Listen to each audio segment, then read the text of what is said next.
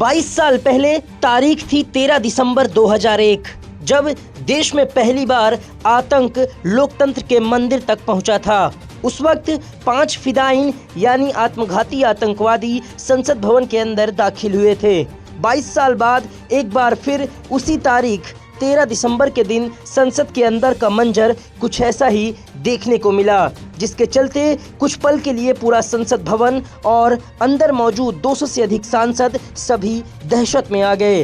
दोपहर 1 बजे का उस समय था जब बीजेपी सांसद अपनी बात रख रहे थे, तभी एक शख्स विजिटर गैलरी से छलांग लगा देता है। इसके बाद वो सांसदों की सीटिंग मेज के ऊपर तेजी से दौड़ता हुआ स्पीकर की सीट की तरफ बढ़ता है, लेकिन मौके पर मौजूद सांसद हिम्मत दिखाते हैं और उसे पकड़कर सुरक्षा कर्मियों के हवाले कर देते हैं। वहीं इसी दौरान दूसरा शख्स भी विजिटर गैलरी में कूदता है और दोनों मिलकर संसद भवन में स्प्रे कर देते हैं। इस घटना से कुछ वक्त पहले ही संसद भवन के बाहर ट्रांसपोर्ट भवन के सामने भी एक युवक और एक महिला को लगभग उसी प्रकार की गैस का छिड़काव कर नारेबाजी करते हुए गिरफ्तार किया गया था। संसद के अंदर जिन युवकों को गिरफ्तार किया गया है उनके नाम सागर शर्मा और मनोरंजन डी है।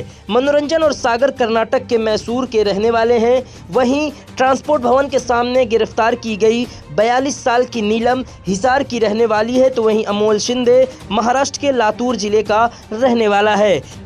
अमोल शिंदे जो है ना, हमारे गांव का रहवासी है। उसकी पढ़ाई लिखाई हमारे गांव में हो गई है। सिद्धेश्वर विद्यालय में 12वीं तक उसकी पढ़ाई हुई है। उसके आगे उन्हें कुछ मिलिट्री भर्ती, कुछ पुलिस भर्ती इसकी कोशिश में रह वाला है। बाद में उन्हें किधर चला गया वो पता नहीं हमारा। ये हाँ, हर सुबह में फजर के टाइम में उन्हें 4 बजे उठ के जाया। कभी तो भी हम जाम के मल्ली में चला गए तो हमारे को नज़र में आता था रोड के ऊपर रनिंग करते समय, एक्सरसाइज करते समय। नहीं, दिखने को तो ऐसा अच्छा दिखता था हमारे को। उसके अपेक्षा तो थी कोई तो भी नौकरी लगना सरकारी।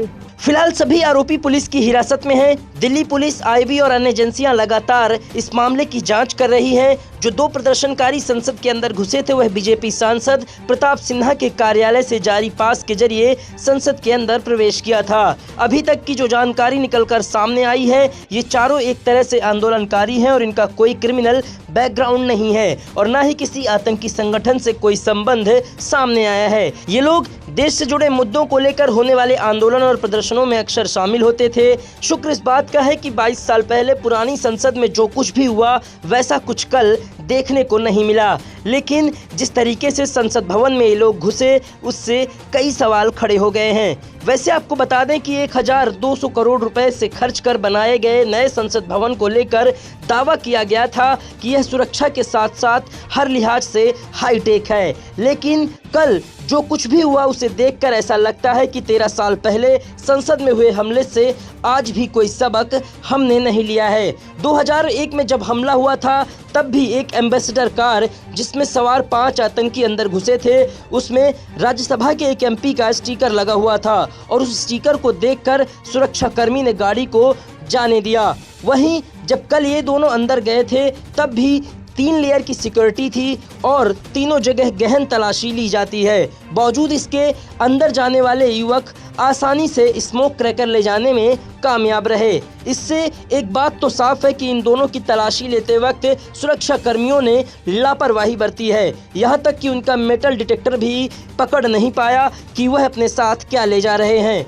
तो अगर इस तरह की सिक्योरिटी होगी तो यह बेहद चिंताजनक है। आपको ये भी बता दें कि 13 दिसंबर को लेकर आईबी की इनपुट थी कि इस दिन संसद भवन और उसके आसपास इस तरह के धरना प्रदर्शन या फिर आंदोलन हो सकते हैं, लेकिन उसके बावजूद भी सुरक्षा का आलम यह है कि 2 लड़के सारी सुरक्षा व्यवस्था को तहस नहस कर संसद भवन के अंदर पहुंच जाते हैं और अपने मकसद को अंजाम देते हैं। जरा सोचिए, कलर क्रैकर की जगह अगर वो कुछ और होता तो क्या होता? अगर वो किसी आतंकी संगठन से होते और हथियार लेकर घुसे होते तब क्या होता? लेकिन सिर्फ अभी शुक्र मना सकते हैं। शुक्र इस बात का है कि वो सिर्फ प्रदर्शनकारी थे। उनका मकसद अपनी आवाज़ उठाना था, न कि किसी को चोट पहुंचाना, लेकिन उन्होंने जो तरीका चुना था वो गलत था। Bureau report, IN24 news.